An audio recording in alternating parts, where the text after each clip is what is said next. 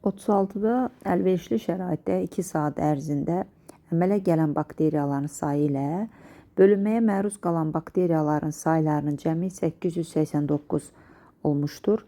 Bu müddətdə 5-ci bölünməyə məruz qalan fərdlərin sayı neçə olar?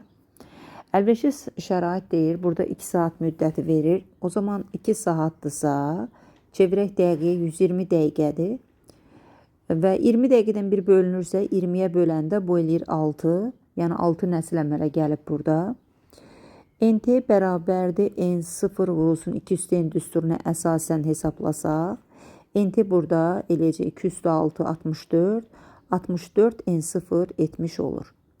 Sonra bizə deyir ki,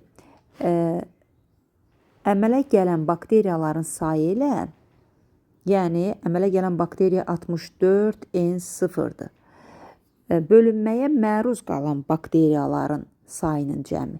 Bölünməyə məruz qalan bakteriya NT çıxılsın N0'dır. NT burada olsun 64 N0. N0'ı da çıxanda qalır 63 N0.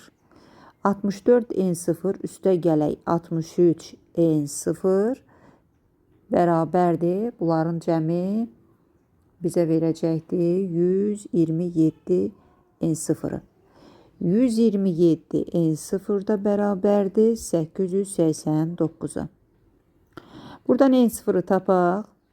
889'u 127'yə böləndə eləyir 7. Deməli, başlanğıc bakteriya sayı 7 imiş. Bu müddət ərzində deyir, 5-ci bölünməyə məruz qalan fərdlərin sayını istəyir. Tapaq. Deməli, başlanğıc 7 oldu. 7 başlanğıc bakteriya 1-ci bölünməyə girdi, 14'ünü əmələ gətirdi. 14'ü 2-ci bölünməyə keçdi, 28 yaratdı. 28 3-cü bölünməyə keçdi, yaratdı 56'sını. 56 4-cü bölünməyə keçdi, yaratdı 112'sini. Və 112 bakteriya isə 5-ci bölünməyə məruz qalıb 224'ü əmələ gəldi. Və burada 5-ci bölünməyə məruz qalan istədiyinə görə 112 cavabını almış oluruq.